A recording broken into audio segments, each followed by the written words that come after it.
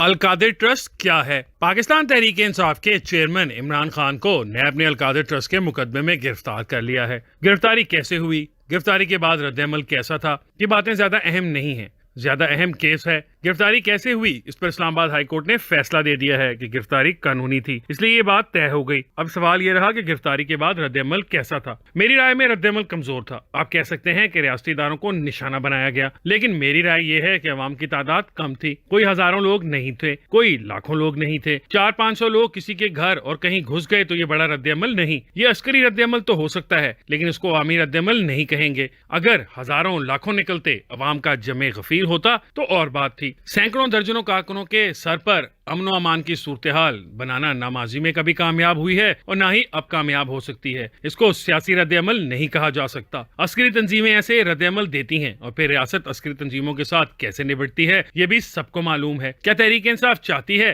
کہ ریاست اس کے ساتھ سیاسی جماعت کی بجائے عسکری جماعت کے طور پر نپٹے تو اور بات ہے، ورنہ ماضی میں بھی سیاسی رہنماؤں کی گرفتاریاں ہوتی رہی ہیں، ان کی سیاسی جماعتیں اس پر سیاسی رد عمل بھی دیتی رہی ہیں، لیکن عسکری تنظیموں کے کمانڈرز کی گرفتاری پر عسکری تنظیمیں ایسے رد عمل دیتی ہیں۔ لوٹ مار سیاسی جماعتوں کے کارکنوں کا نہ طریقہ کار رہا ہے اور نہ ہی ہونا چاہیے۔ اب تحریک انصاف کے لیے چیلنج ہے کہ کیا وہ ریاست کی طرف سے اپنے ساتھ عسکری جماعت جیسا سلوک چاہتی ہے یا سیاسی جماعت جیسا۔ بہرحال میں پھر بھی سمجھتا ہوں کہ یہ سب رد عمل عارضی ہیں، فیصلہ کیس کے میرٹس پر ہی ہونا ہے۔ ماضی میں بھی گرفتاریاں ہوتی رہی ہیں، لیکن کیس کا فیصلہ شواہد پر ہی ہوا ہے۔ اب سوال یہ ہے کہ یہ کیس کتنا مضبوط ہے، یعنی شواہد کتنے مصدقہ اور ٹھوس ہیں۔ تحریک انصاف کے دور حکومت اور عمران خان کے وزارت عظمیٰ میں القادر کے ٹرسٹ کے معاملات طے ہوئے ہیں۔ جن اربوں روپے کی باتیں ہو رہی ہیں، اس رقم کو عمران خان نے بطور وزیر اعظم اپنی کابینہ کی منظوری سے ہی ایڈجسٹ کیا تھا۔ اب آگے کیا ہوا، یہ تو مزید قانونی کارروائی آگے بڑھے گی تو پتہ چل جائے گا۔ وزیر اعظم عمران خان نے 3 دسمبر 2019 کو کابینہ کے اجلاس میں اراکین کو پڑھنے کی اجازت دیے بغیر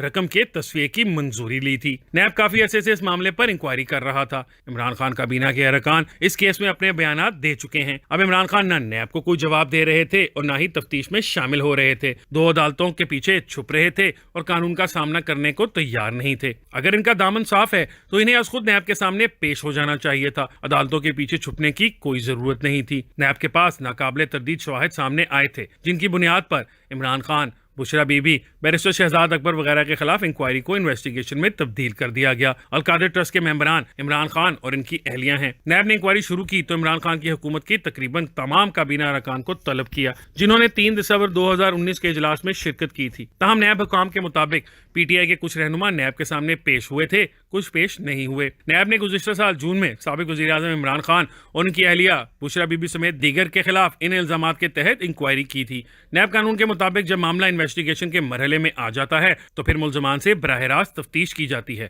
اور ضرورت پڑنے پر انہیں پوچھ گچھ کے لیے گرفتار بھی کیا جا سکتا ہے۔ یہ سہولت موجودہ حکومت کی ترمیم کے بعد دی گئی، ورنہ عمران خان کی حکومت میں تو انکوائری میں ہی گرفتاری کر لی جاتی تھی۔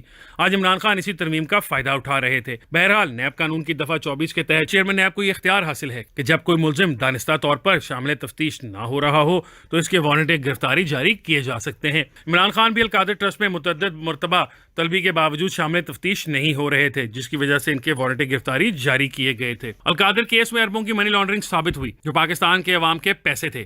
کیا شہزاد اکبر کو وطن واپس آ کر اس کیس کا سامنا نہیں کرنا چاہیے؟ کیا فراگوگی کو واپس آ کر جواب نہیں دینا چاہیے؟ یہ کرپشن کا کیس ہے، اس پر عمران خان کی گرفتاری عمل میں آئی ہے۔ اب یہ مسئلہ گھیراؤ جلاؤ سے حل نہیں ہوگا، بلکہ قانونی جنگ سے ہی کوئی راہ نکلے گی۔